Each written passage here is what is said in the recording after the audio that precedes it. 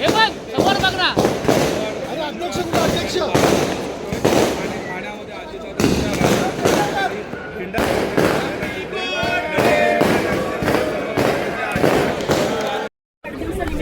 अरे मला कुठे भेटतंय बघ ना. हे रेकॉर्डिंग करा.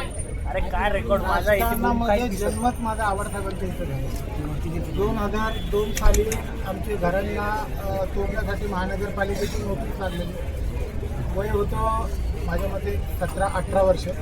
त्या वर्षी साहेबांनी घर वाचवलं. त्या दिवसापासून 2022 पर्यंत पत्रकार आहे. साहेबांसाठी साहेबांसाठी पण काही घडामोडी झाल्या. काही आमचे निर्णय चुकले.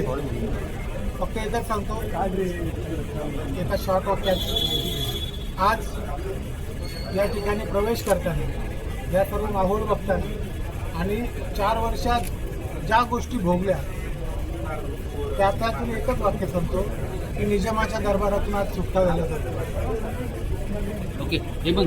आवाज सभाबरोबर डेब्यू दिसणारा आम्हाला आज पुन्हा एकदा आवाज सभाकडे आणताय. काय सांगतो कसं वाटतं? मी गेलो का हे मला समजलं नाही. ठीक आहे गेलो, पण एक मला 15 दिवसानंतर एक साहेबांचा फोन आला. एक 7-8 फुलं वाहिली माझ्यावर. नंतर सांगितलं संपलं आता, चल बस झालं. बस झालं म्हणजे परत परत ये, बस झालं, चल परत ये. ते डोक्यात थोडं वेगळे विचार होते, म्हणजे केस संदर्भात, बाकी काय नाही. मी क्लिअर सांगतो, माझ्यावर ज्या 307 पडल्या, 1 नाही 2 नाही 3, त्या केसमुळे गेलो मी, बाकी काय.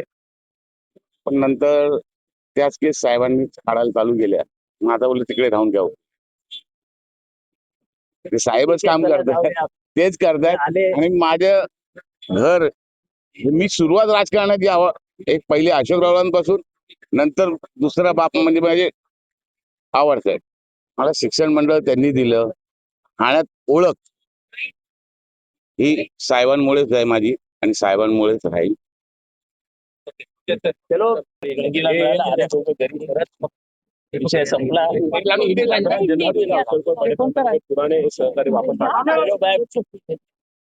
कभी कभी सूरज को देख के पंछी बिछड़ जाते हैं, पर रात के अंधेरे में फिर घर वापस आ जाते हैं. उसको कुछ ज्यादा तवज्जो नहीं देना चाहिए. ठीक है, अपना होता है वो अपने पास चले आता है. आने वाले समय में और भी सहकारी वापस घर वापसी देखो करेंगे और सबके पास आपके देखो साथ मेरा जो घर है वो 24 घंटा खुला है. औरों के जैसा नहीं है कि उनको घर का ही पता है. इनको मालूम है कि किधर कौन रहता है. कभी घर देखा है क्या नेता का? ये वाणी को पूछो मेरा घर में किधर क्या रखा है, वाणी को आज भी सब मालूम है. तो अपनापन रहता है, वो अपनापन नहीं लोगों को खींच के वापस ले आता है. पुन्हा एकदा शोक रोहित परतले. ठीक आहे, पक्षी कधीतरी वाट चुकतात, परत घरट्यात परत येतात. कारण का मी कधी कुठल्याही पक्ष कार्यकर्त्याला म्हणजे मी त्याच्या घरातला एक मेंबर असायचो.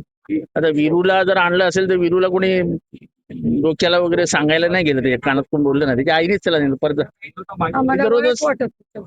तिला दररोज वाईट वाटायचं की त्याने आवड साहेबांना सोडलंच कशाला. त्याच्यामुळे प्रत्येकावरती एक मानसिक दबाव होता, आणि त्या दबावातनं ते घडलं आणि झालं. आणि दोघही हेमंत वाणी तर माझ्या घरातच असायचा. हे मलाच कळलं नाही मला का सोडून गेले. ठीक है, भूला हुआ बिछड़ा हुआ फिर घर लौट वापस आता है.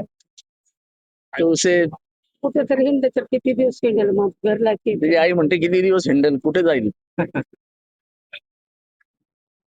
तुम्ही बोला, तुम्हाला याला बोलायला जन्मदिन के अवसर पर एक मिनिट